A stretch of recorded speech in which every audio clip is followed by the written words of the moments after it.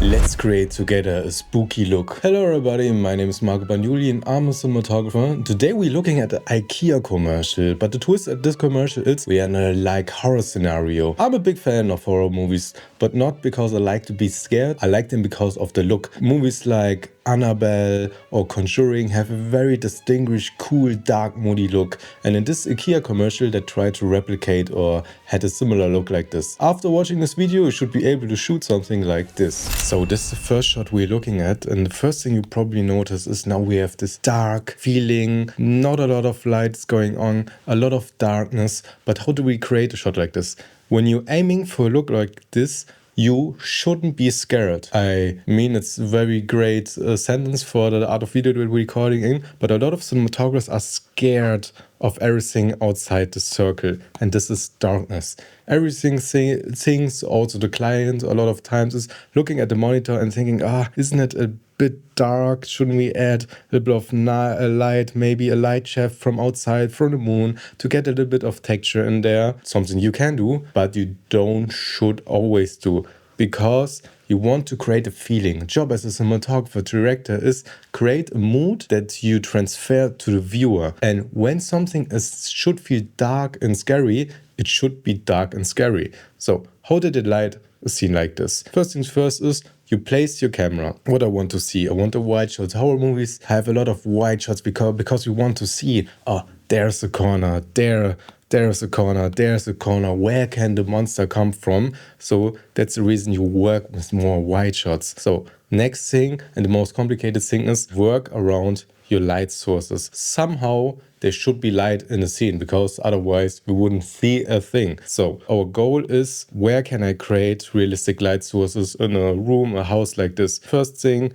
is practical. It's the most common thing. You can put anywhere a lamp here, a lamp here. It would every time make sense. Even though there are 20 lamps in the room, somehow the audience will still think this is normal. So when we have this lamp, the next thing is the TV or a light from outside. Maybe there's a street lamp, maybe there's a moon. So we have now these three realities. The cinematographer here choose the third options, and that is the light from above. The most normal way actually in a room that feel natural for the viewer is when the light comes from the ceiling, because here could clearly be a light that shines to the ground, and they use this light that it's probably never visible in any shot and use it as a top light. Top light overall, nice scary feeling, long shadows, illuminates just a certain area, because we want to lead the focus and the view of the audience to this person. So every other thing now becomes dark.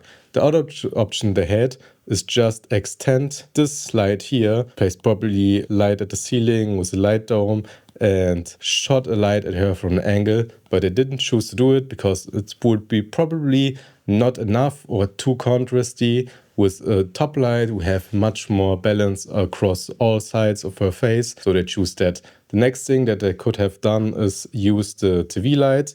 There are a lot of modes in your lamps nowadays that you can just put on TV, like a sky panel and aperture, and it will create a movement of a few lights that will get here a little bit of key. But this doesn't work really much on a wide shot, because now the amount of light would be astronomically big and will look unnatural. So at the end of the day, they choose top light, one practical, but then the TV to be on so that we have not a totally dead image. And then another thing to make the shot feel dark but not dead is, as you can see in the curtains, we have a little bit of blue tint, and it's actually pretty easy to do. You can put whatever light you have. I would probably do some 360 light, like just on a combo stand, a 600C or something like this, with a 90 lantern. Just put him somewhere around there. Just turn it a little bit to the blue cyan area, and just in a 3% that the curtains are picking up that light. So you don't have just black in the background. We are not a big fan of black because it will make your image much more dull. So when the whole image is black, you want to see a little bit at the end of the day. And I think that's enough. You don't need every time your big moonlight source that catches everything in the room. It will look on paper probably better, but does it fit the mood? I don't know. Now the interesting thing is the close-up. As you can see, where is the top light? Somehow now the key is the lamp and we have this light from the side. So a lot of you will probably now think, oh, is it a continuity error? No one cares. No one cares in an ad if the light is coming from this side in the one shot, then from this side in the next shot, and then from this side in the next shot, because the people are not focused on the cinematography. Cinematography is just something the audience feels and not think about. So if the close-up, well now when you have the top light, your face, her face would be lit pretty evenly and not as dramatic maybe in this situation, and that's not what we want. We want them to make feel more cinematic, more contrasty. So now they switched in a close-up that this is the intentional light. They just put something, you can create this look with just a basic light mat or light dome, just side light, done. They kept this bluish tint in the background so that you have a little bit of separation, and that's it. So don't be too stressed out for, okay, now the top light somehow looks pretty bad in a close-up, but we have to keep it. No, you don't have to. There are no rules. Most of the time, make the image as beautiful or the most fitting for the scene as possible, and everyone will be at the end very happy about it. Now we have a pretty similar scenario, but at daylight. How do we get this daylight shot more moody, more dramatic? And here is light balance and fill ratios the keyword, because now as you can see, we put the camera down, this is the framing we want. Now think again, where are the light sources coming from? We have this window from here, and the image tells us that there is also a window. So the light can come from here, or from this lamp. So they choose, because it's more contrasty, more dramatic, that the key light is coming from the side. It looks much more dramatic because we are always here for a half-lit look. The half-lit look tendency tend to look very dramatic because we have almost no fill from the other side of the face. So how do we set a shot up like this? First things first is curtains are your best friends, but we expose for the outside. When the outside is pleasing to look at, you can show it, put your camera down, put your NDs and try to keep the dynamic range from outside. Now everything becomes much more dark in the room because exposing from the inside to the outside is still very difficult for cameras. So even though we have this much dynamic range, but it will probably be not enough. So you want your image to be much, much darker. So what you would do is put molten on this side of the wall and on this side of the wall. You don't want your light to be bouncing around the image. So you want full control. If you notice, it's a bit too much, you can remove molten. Molten is set up pretty fast, no problem. So you can be a little more flexible with it. So next thing is, after you've done all this, you have your chromed exposure and everything. You said this is the look I want. Now you put her in. She'll probably be totally black, but now you can choose the kind of softness or how much key you want to give her. There are two options. Sometimes you can just put your light in here, throw a softbox in it or not, and give her the key. But most of the time you want to replicate feeling of real life a little bit more. So you put your light outside. So the feel on the distance, it's all the minor things, but they add up, and if you put the light where the light is actually coming from, most of the time it will look better in a wide shot. So what you can do is a scene like this, when it's this dark, probably in M18, so something like in 1200G